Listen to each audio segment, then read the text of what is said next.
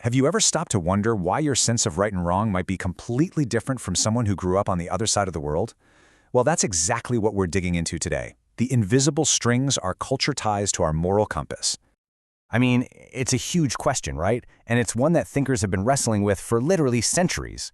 To really get to the heart of it, I think we need to travel back in time with a fantastic story from the ancient historian Herodotus.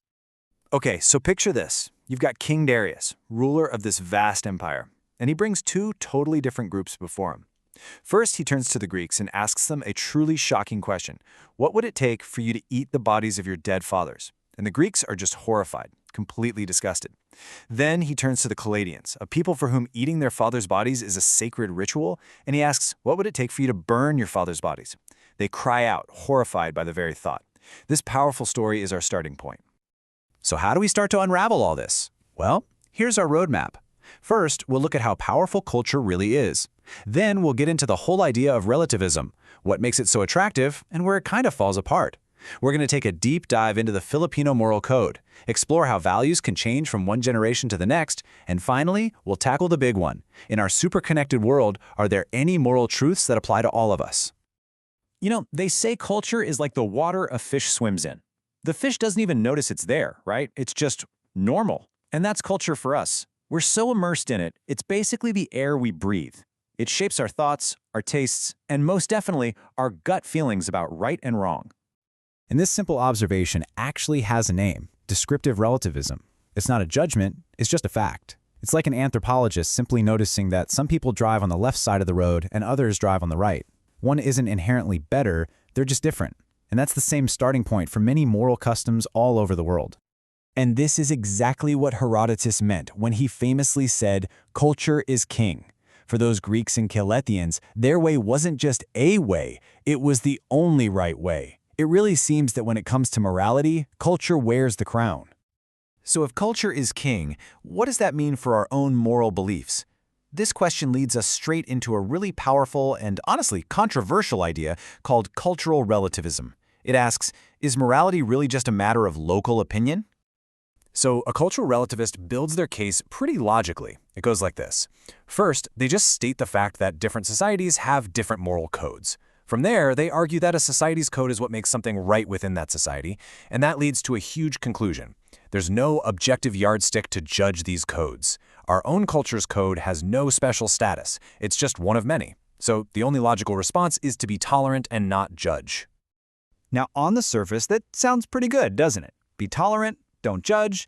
But what happens when we take this idea and push it to its logical extreme? Well, the consequences can get pretty uncomfortable pretty fast. I mean, let's really think about this. If right and wrong are purely cultural creations, does that mean we lose the right to stand up and condemn something like genocide or slavery just because it's someone else's custom? Let's take a tough, real-world example, the historical practice of suttee. For a long time in parts of India, it was a cultural expectation for a widow to be burned alive on her husband's funeral pyre. For them, it was considered a sacred duty. A pure relativist would have to look at that and say, well, we can't judge, it was right for them. And that's where a lot of us start to feel a deep sense of unease. Is tolerance always the highest moral good? And the problems don't stop there. If we fully embrace relativism, we can't criticize any harmful custom. But here's the kicker. We also can't criticize our own culture. Think about it. Reformers like Martin Luther King Jr. were by definition wrong because they were challenging the accepted rules of their time. And what about moral progress? The idea that we've actually improved by ending slavery or giving women the right to vote. Relativism says, nope, you just changed. Those are some seriously tough pills to swallow. Okay, that's enough theory. To make this real, let's explore a specific moral world, the Filipino way. And again, this isn't about judging. It's about trying to understand a fundamentally different way of seeing and being in the world. So, right at the very heart of Filipino morality is this beautiful concept called kapwa. It's way more than just being nice to people. It's the idea of a shared self, of looking at another person and seeing a part of yourself in them.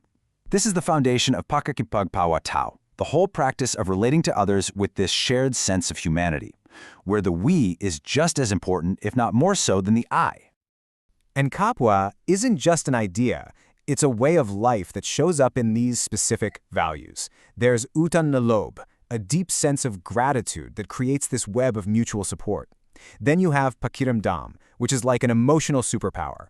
This ability to sense what someone's feeling without them even saying a word. And there's Hiya, which often gets translated as shame, but is really more of a social virtue that keeps everything in harmony.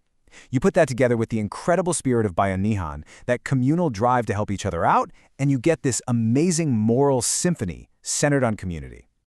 But culture isn't just about where you're from. It's also about when you're from.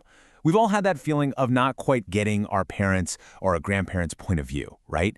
Well, that's the generational divide. It's a culture clash happening right in our own homes. Every generation is shaped by the world it's born into. The discipline of the silent generation, forged in wartime and economic hardship, is a whole world away from the digital native, authority-questioning mindset of Gen Z. These aren't just stereotypes. They're reflections of different lived realities that lead to really different moral priorities. Okay, so we've seen how morality can differ across oceans and even across the dinner table, which leaves us with a massive question.